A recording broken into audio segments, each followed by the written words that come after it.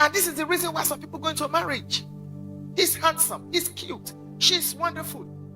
Let's get married so we can have sex. Marriage is beyond sex. If you compute the hours you spend having sex in marriage, it's less than, in 24 hours, put it together, it's less than 1 hour.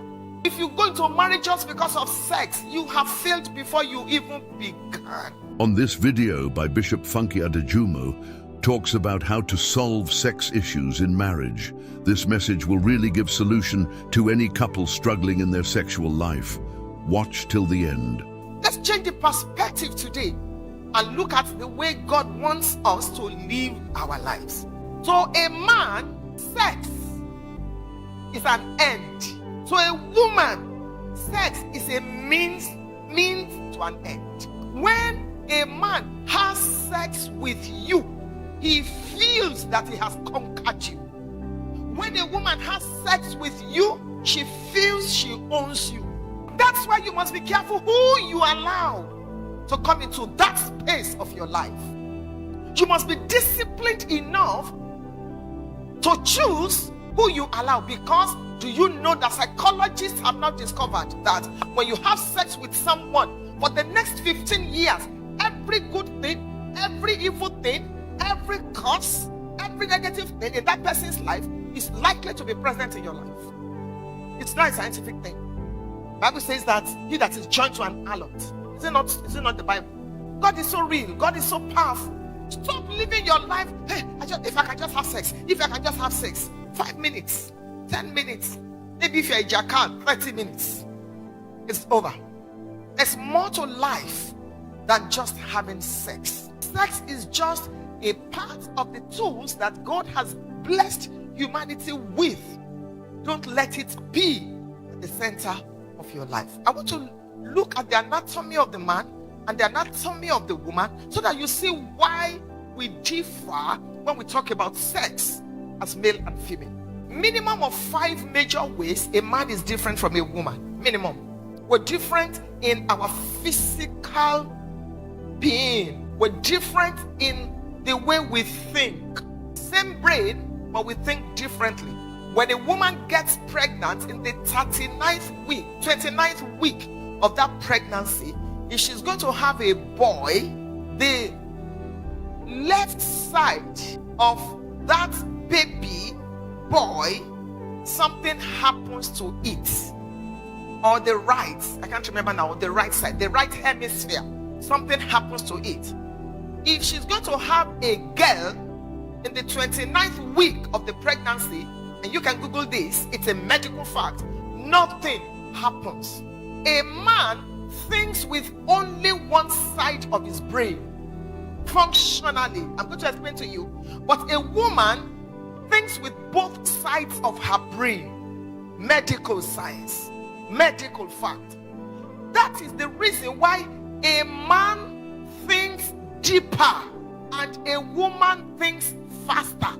A man will consider the pro and the con. If we go and fight with our neighbor now, we will look, a woman is saying, let's go and fight. It doesn't matter. We will leave this house. She doesn't know where she will pack to. We will leave this house. Who is the landlord? The man is thinking, because the man has enough space to think. The man is not inferior. He's not superior. The woman is not inferior. She's not. You are just different. So understand, a man thinks deep. A woman thinks fast.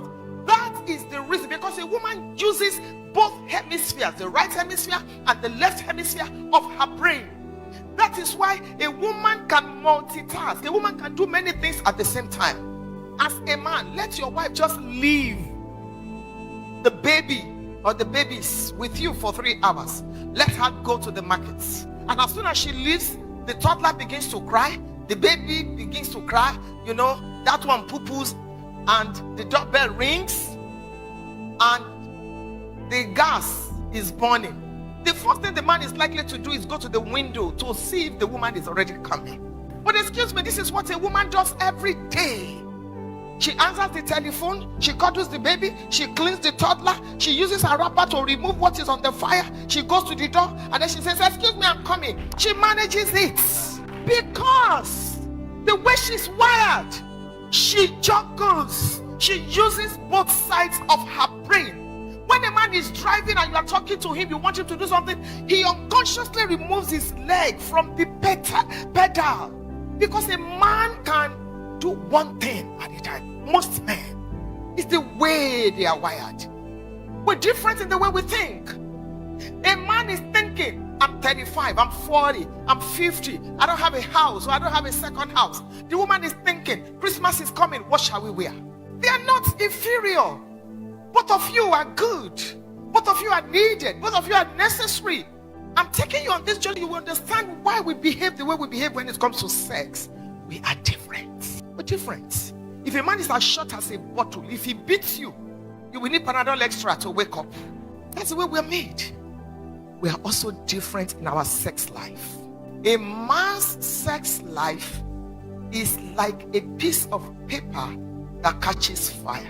Fire is on. He has discharged. In fact, the next thing is he starts to snore. Mission accomplished. A woman's sex life is like charcoal.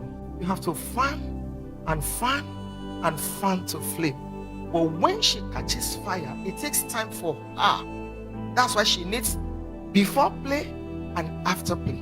That's why your wife is complaining. Why are you always sleeping when I still need you? Why is it only 1 minute? Why? Because it took her time to get to that plateau. And then you just abandoned her there. And you are sleeping. Sex. We're different. You know why we're different in that area of our lives? Because a man's life can be departmentalized. This is sex. This is business. This is church. This is ministry. This is that. A woman's life is not departmentalized. A woman's life is like the hub of a wheel. You know that bicycle? Everything is connected. In fact, if you want to sleep with your wife at 9 p.m., you must start preparing her at 6 a.m. when you wake up. Because if anything goes wrong before 9 p.m., everything is connected. You will hear her say, what's wrong? Nothing. When your wife says nothing, there is something. Are you okay? Yes, because a woman carries her problem everywhere. Dear Lord, I bring you this problem. Jehovah, I surrender all to you. Lord, please, I thank you because you will do it in Jesus' name. Amen. As soon as she stands up, she carries it. And the angels are looking for the problem. Madam has carried it. And then she begins to transfer the aggression. What did you say? Don't leave me alone. No, leave me. You're wondering what happened. She says, you remember when you shouted at me in the bathroom? You think I didn't notice? I just kept quiet. Oh, remember when your cousin was there? And you see, a woman, that is who she is.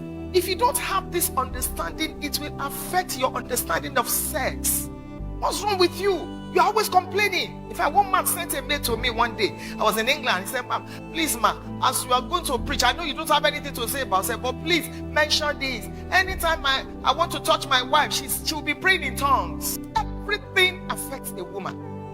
Therefore, everything affects her sex life. Maybe she has a problem, so she's biting and loosening and all. And you're wondering, why is it? Some women, they've been raped before. So they have this perception about sex that is very wrong. Because a woman's life is not departmentalized. And if you're not careful, she brings it into marriage and she becomes frigid. And you're wondering why it's only missionary style. Are you done? Have you finished? Souls are perishing. I know you're all mature, so I can say all these things. And you wonder, the man wants you to explore. The man wants this. The man wants that. Sometimes, if you don't deal with your past, it affects you. Let me make you laugh. About 1 month after we got married, I will wake up and quickly, if I wanted to make love with my husband, I must tell you, please switch off the light, switch off the light. I cannot, how can a man just be touching you like this? Then I will quickly go to the bathroom. I will shower. Then when I come to the room, I will put a towel around my body and be creaming my body. One day my husband removed. I said, I don't like it. Oh, I don't like it at all. He said, but we are married. I said, I know, but because where I'm coming from, that's not it. I had to grow. Some of the men, you are not patient with your wives, and then you're wondering why this happens in marriage. Let me quickly run you through the anatomy of a man and the anatomy. You know what I mean by anatomy? Let's dissect Let's begin with the woman. Genesis, God is amazing. Genesis chapter 2, you see how he created us. He created the man from the dust. But search it very well. God created the woman from a finished product. He created the man from the raw product, but he created the woman from the finished product. He took out of what he did. If you think your wife she's too touche, she's this, she's that, it's not her fault. It's Genesis chapter 2. She was taken from the finished product. Let's look at the anatomy of a woman. Number one, a woman is likely to misbehave when she experiences emotional deficit. Those of you that are not yet married, I want to build on what the Father and the Lord and Pastor Kingsley did already. They must have done some foundational. That's why I'm taking it to this level. See, I have left a lot in my notes. I don't want to go from the beginning again. Let's look at this. Even if you are not married, this that we are exposing you to will help you, because awareness is the highest form of light. My people are destroyed for lack of awareness, not for lack of prayer and fasting, but for lack of awareness, for lack of knowledge. This will help you. Before I got married, I read almost 100 books on marriage. I didn't even know that I would be called to ministry to families. It's important for you to build this and keep it, because life is going to ask you questions. 1 Samuel chapter 17, the last verse, Saul said, whose son is this? Life will always ask you questions. Ruth chapter 3, the same thing. Boaz said, whose damsel is this? Life will always ask you questions. So when you have this loaded, to show if you have the answers. A woman is likely to misbehave when she experiences an emotional deficit. A woman is a multiplier. God gave her the womb. The womb is not only for carrying babies. Whatever you give a woman, she multiplies back to you. So if her emotional bank is in deficit, she will not give you correct sex. And I'm speaking in the context of marriage. If you are not yet married, let me give you a motherly advice. And if the men hear me well, let the women hear me doubly. When fornication takes place, it is the lady that loses more, because a part of you goes with that man irretraceably and irrevocably. You don't want to do that. The Bible says the heart of man is wicked, not the heart of woman. When a man has seen it all, he has nothing to look forward to, because every man is a hunter. So when you give it to him on the platter of gold, you lose your dignity. It does not matter what goes on social media. The fact that it is popular does not mean it is right. Keep your dignity. Even if you lost your virginity before you met Jesus, must you continue to lose it? Keep your dignity. Any man that cannot wait till he puts a ring on your finger is a bicycle. Wait for your Bentley. True love waits. Because let me tell you the truth, in the reality of marriage, I've been married 38 years. There are times when it is not sex. Every marriage goes through 5 stages. I have in my notes. The final stage of every marriage is called the gracious stage, and that can take years. Each of you, you've gone, you've conquered, you are successful, you come together. There's a stage in marriage that is called I am not a fool stage. I have everything in my notes. A time comes when it is not sex that sustains your marriage, it is friendship. Friendship. It is friendship, not even commitment.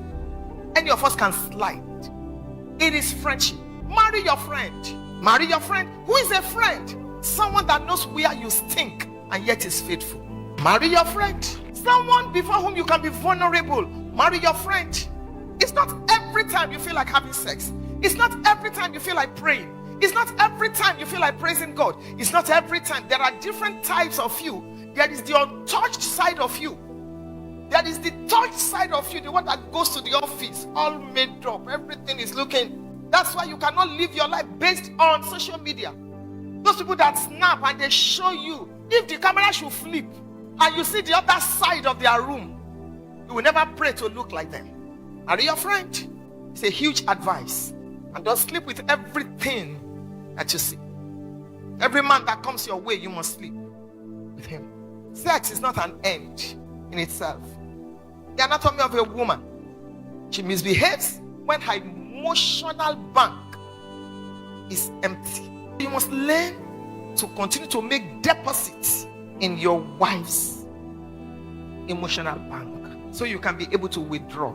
Different ways of making deposits that I don't have the time. A touch, public display of affection.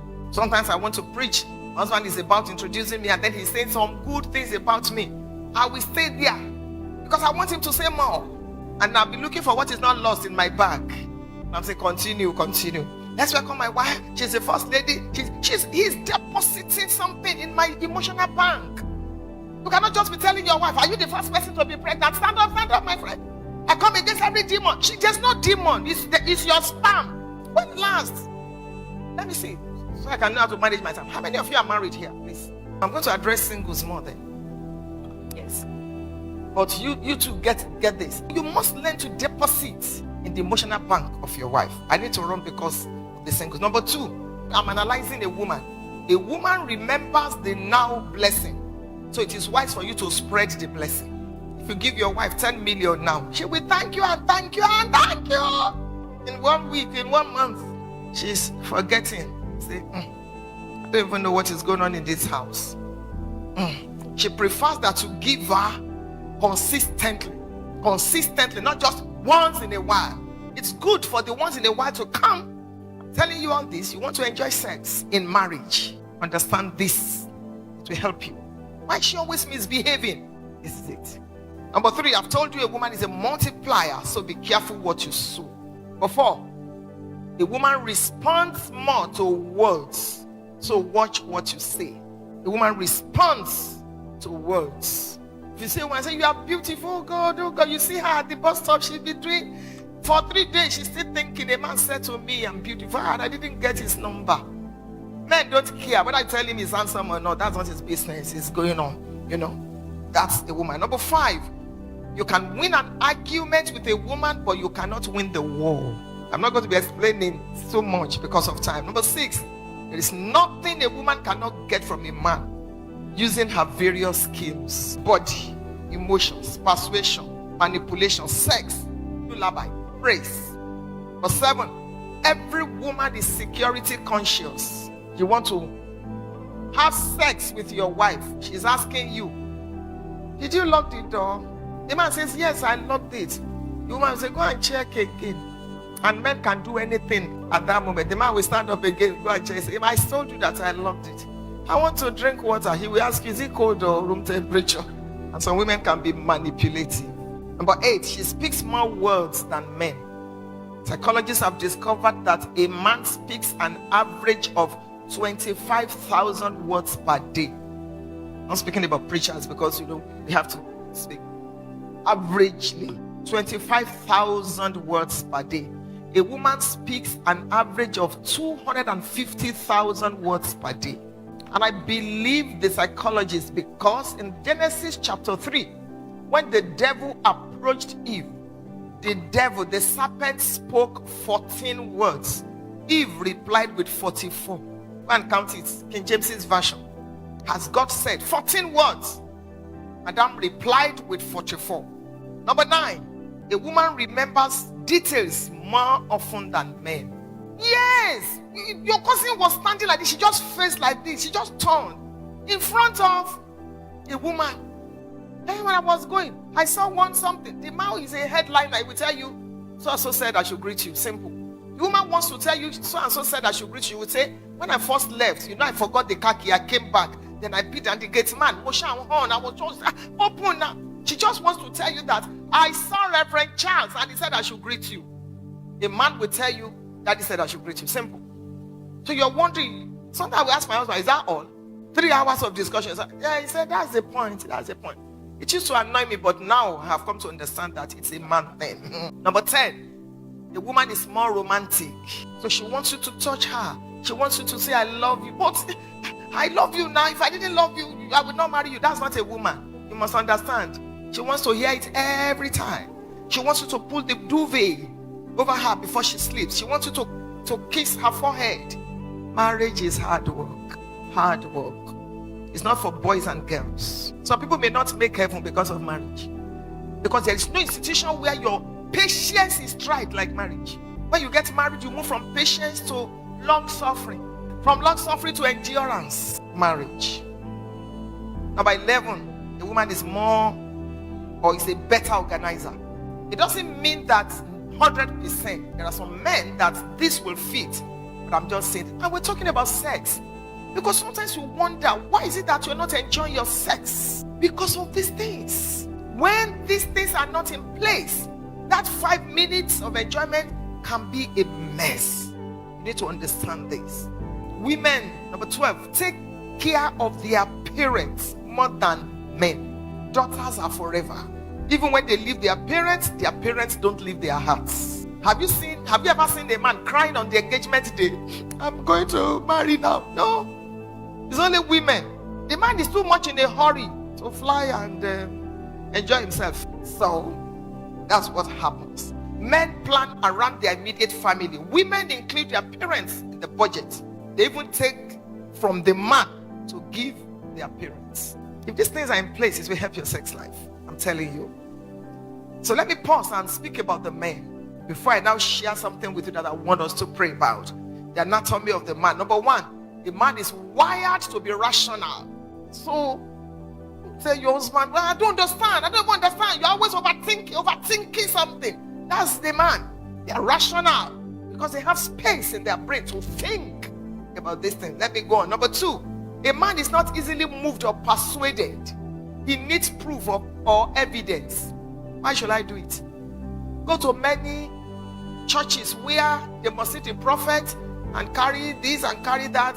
It's women, plenty. Go to any church and then they say, we are praying for our parents, we are praying for our children, you see the woman carry pictures, lifting it. You will hardly find a man's family picture in his wallet. Men, they're different. Men don't flock. When a woman says, I want to use the bathroom, 3 women will follow her. You will never find a man say, follow me to go and pee. Say, what's wrong with me? I can't. Men are rational and they are not easily moved or persuaded. Number 3, men are egotistical. Every man is, no matter how anointed, he will defend it with his life, his ego.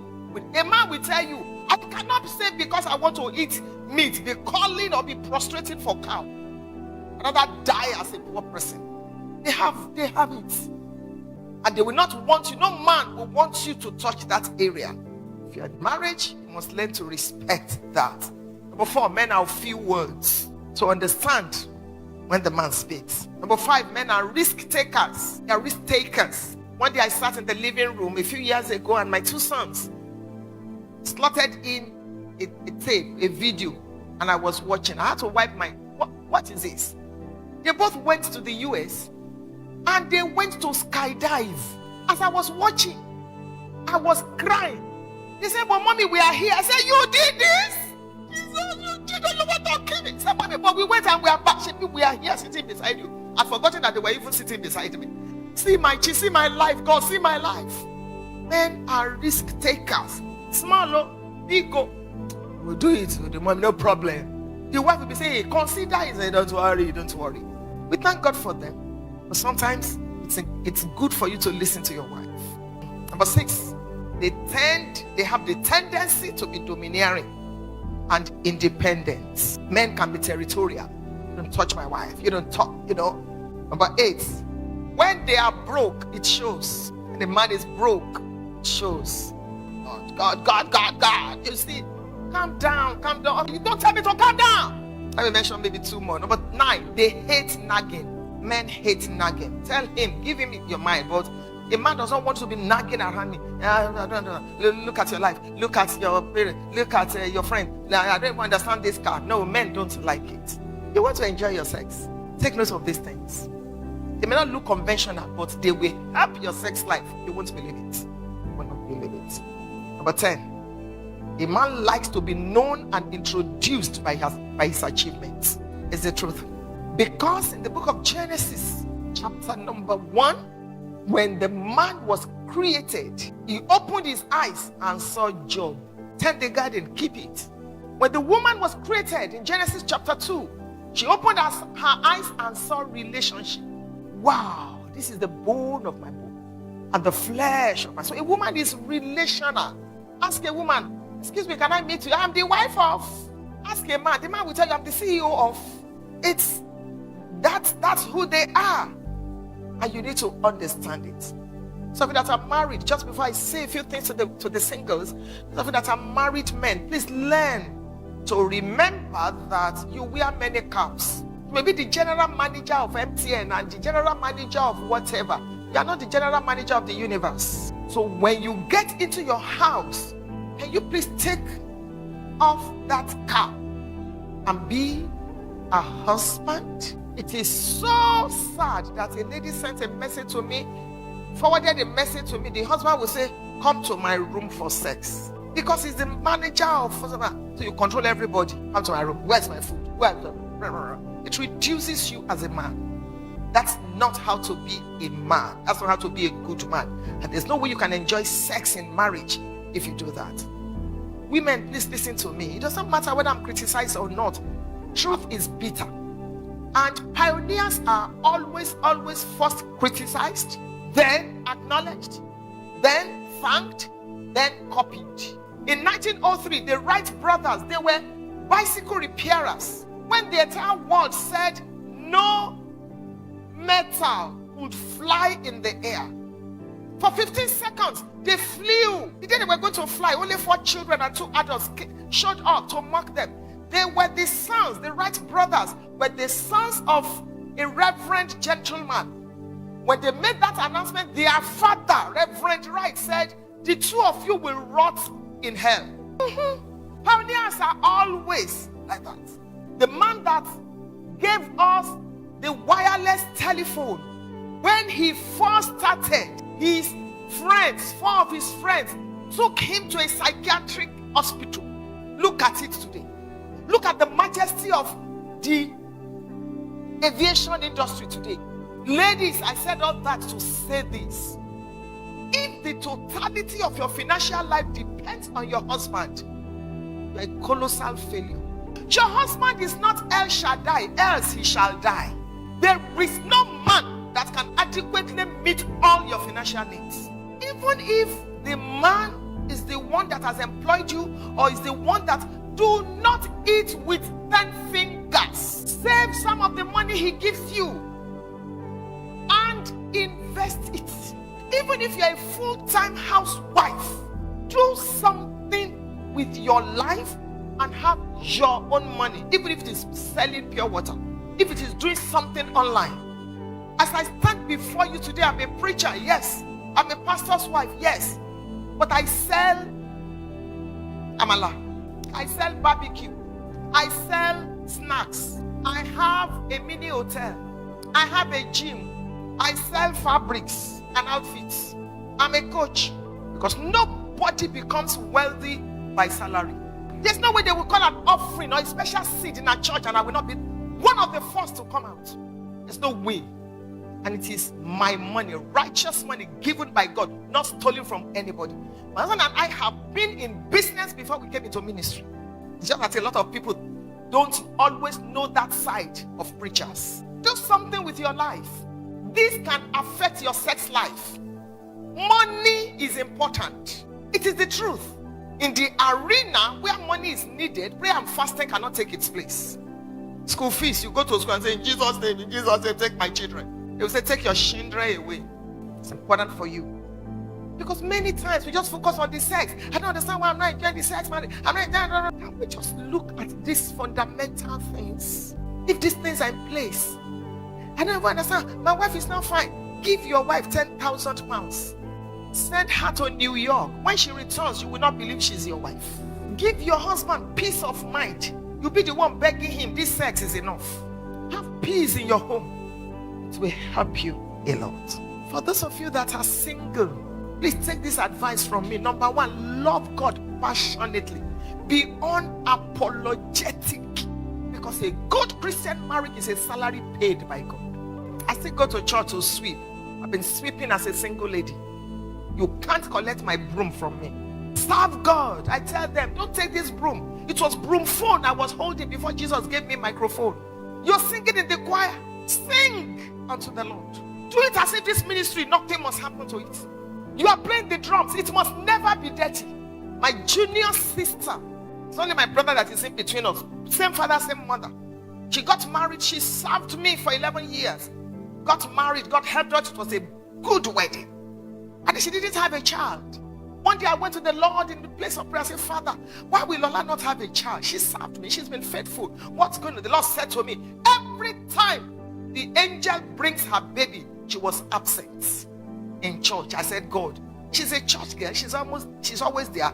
The Lord said to me, the angels have been instructed not to take her child to the main service, but to choir rehearsal on Thursdays. So when you're having your choir rehearsal, you think nobody is seeing you. There is a God in heaven, and is a rewarder. 1 Corinthians 15:58. Therefore, my beloved brethren, be ye steadfast, unmovable, always abounding in the works of the Lord. For as much as you know that your labor is not in vain in the Lord. That day when you fell off Okada, God saw it. Reverend may not see it. Mama may not see it. Nobody may see it.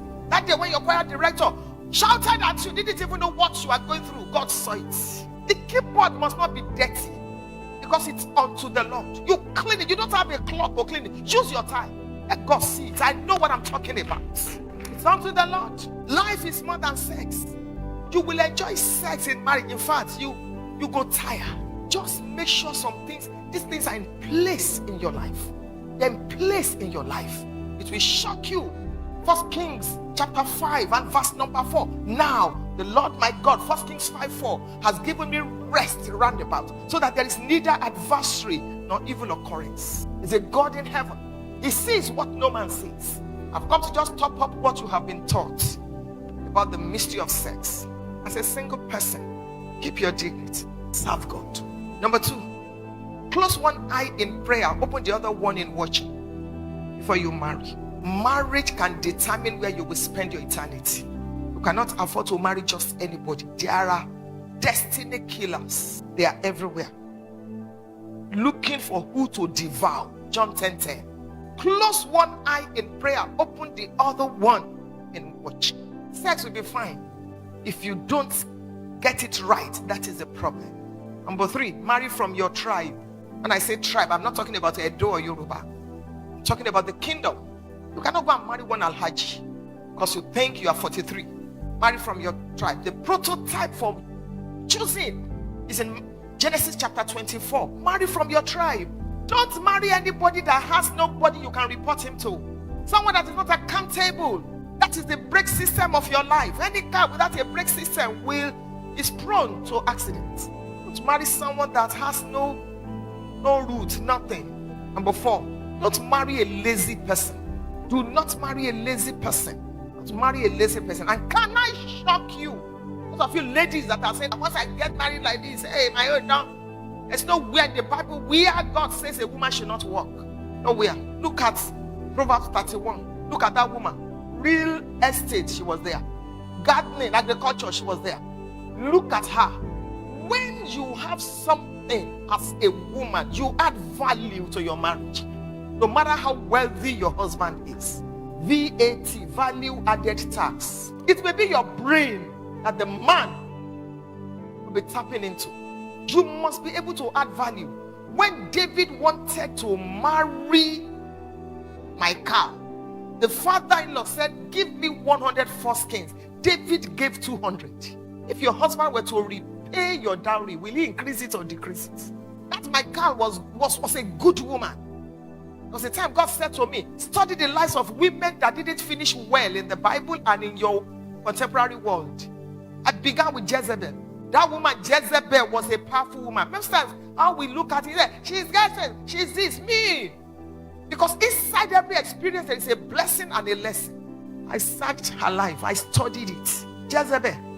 That woman taught me commitment in marriage. She said to her husband, what's going on here? Why are you sad, O king? The man said, he said, leave it. I will get it. That woman was a real politician. She sorted the man out. Even though it was bad, I give it to Jezebel. Then I moved on to Delilah. That woman taught me how to befriend my husband. She taught me how to be romantic. The most anointed man on earth pillowed his head on somebody's laps. I need to study that woman. Some married women, They don't know how to befriend their husbands. Everything is spirit, spirit, spirit. They don't know how to dress. At 37, they look 67.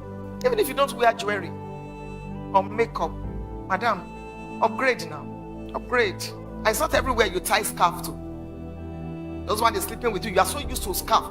Sleeping with you. My scarf, oh my scarf, scarf, scarf, scarf.